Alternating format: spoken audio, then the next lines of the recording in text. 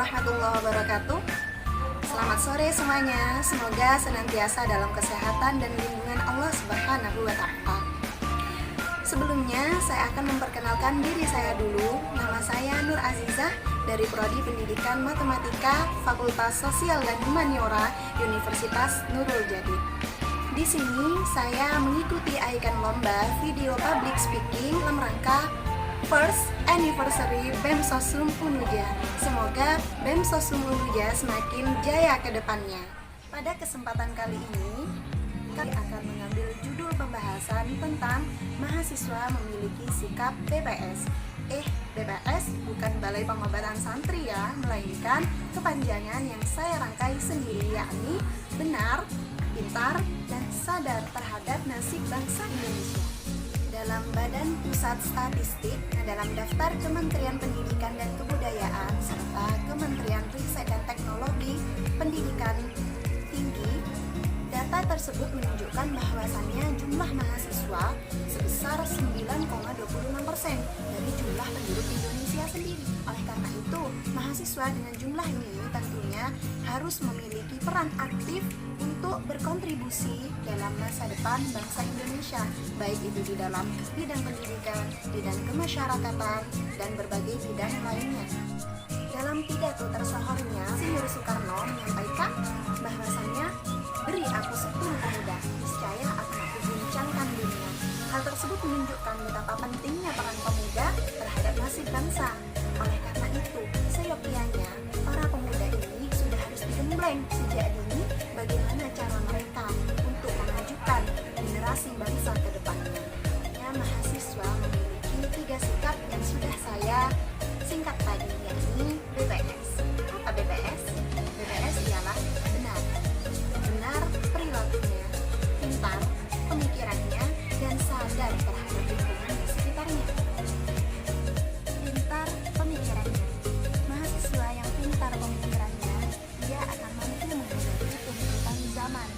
Dia juga akan mampu untuk semakin aktif dan belajar dari berbagai sumber manapun yang dapat diklarifikasi kebenarannya.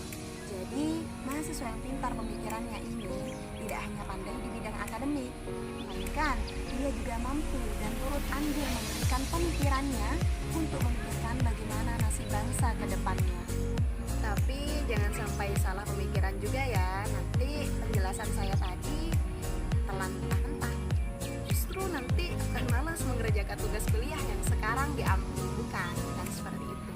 Jadi, oke lah, dia pintar dalam bidang akademik yang sedang dia tekuni sekarang. Hal itu realitas karena yang terjadi zaman sekarang. Tapi jangan sampai lupa bahwasannya tujuan ia masuk ke perguruan tinggi dan tujuan ia berdedikasi adalah untuk kebermanfaatan bersama, yakni kebermanfaatan masyarakat di sekitarnya. Bagaimana ungkapan yang disampaikan oleh pendiri sekaligus pengasuh pertama Pondok Pesantren Nurul Jadid Probolinggo, yakni Kiai Haji Zainuddin. Beliau berkata, orang yang hidup di Indonesia kemudian dia tidak melakukan perjuangan, dia telah berbuat maksiat.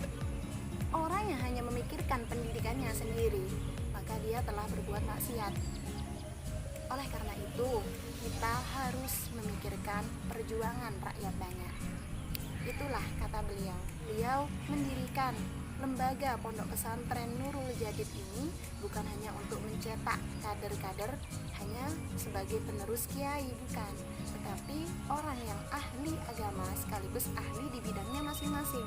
Jika dia masuk di bidang kedokteran, di bidang kesehatan, maka dia menekuni bidang kesehatannya, menjadi dokter yang paham agama sekaligus dokter yang bermanfaat bagi masyarakat.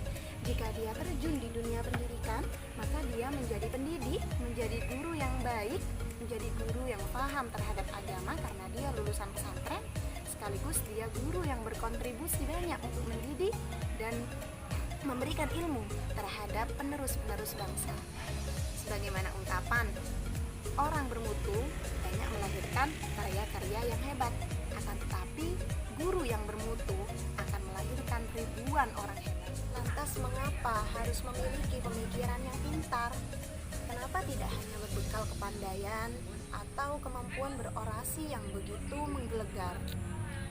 Karena dijamin dalam firman Allah Subhanahu wa taala sendiri dalam surat Al-Mujadalah yang berbunyi Bismillahirrahmanirrahim, yarfa'illahu alladhina amanu minkum walladzina utul ilma darajat. Yang artinya Allah Subhanahu wa taala mengangkat orang-orang yang beriman di antara kalian dan orang-orang yang memiliki ilmu beberapa derajat. Dari ayat tersebut menunjukkan bahwasannya kita harus memiliki landasan untuk mengubah nasib bangsa kita. Kita tidak hanya bisa berpaku tangan atau menjadi silent majority saja. Kita hanya menjadi orang yang pandai berorasi, yang hanya pandai mengkritisi dan lain sebagainya tanpa memiliki aksi nyata. Salah satu aksi nyata yang bisa kita lakukan sekarang sebagai mahasiswa, sebagai calon penerus bangsa dan agen of change adalah dengan belajar, dengan cara memiliki pemikiran yang pintar untuk mengubah nasib bangsa ke depannya. Selain memiliki pemikiran yang pintar, seorang mahasiswa juga harus berperilaku benar, karena di masyarakat yang akan dilihat pertama kali dan yang akan dinilai adalah tingkah laku kita, moral kita, keseharian kita di masyarakat yang akan menjadi tontonan pertama. Apakah kita pantas untuk mereka jadikan tokoh? Apakah kita pantas untuk dijadikan mereka panutan? Tergantung dari moral yang akan tunjukkan kita kepada mereka. Oleh karena itu, mahasiswa sebagai agen of social change, sebagai agen perubahan sosial, tidak hanya memiliki pemikiran yang pintar, tetapi juga harus berperilaku benar dan memiliki moral. Karena nanti di masa depan kita akan dituntut untuk menjadi contoh, untuk menjadi tauladan bagi masyarakat di sekitar kita. Berperilaku benar tersebut akan menjadi controlling untuk pemikiran pintar, sebagaimana kata Imam Syafi'i. Beliau berkata bahwasannya godaan orang-orang cerdas adalah kecerdasannya sendiri. Dengan kecerdasan tersebut cenderung mereka menindas orang-orang yang lemah. Sebagaimana kita mendengar istilah tikus-tikus berdasi, tentunya kita tahu bahwasannya mereka bukan dari kalangan orang-orang yang tidak berpendidikan, bahkan begitu banyak prestasi yang diunggulkan. Tapi di dunia nyata, di masa depan ketika mereka sudah duduk dan memiliki posisi jabatan, mereka justru lupa akan kepintarannya tersebut.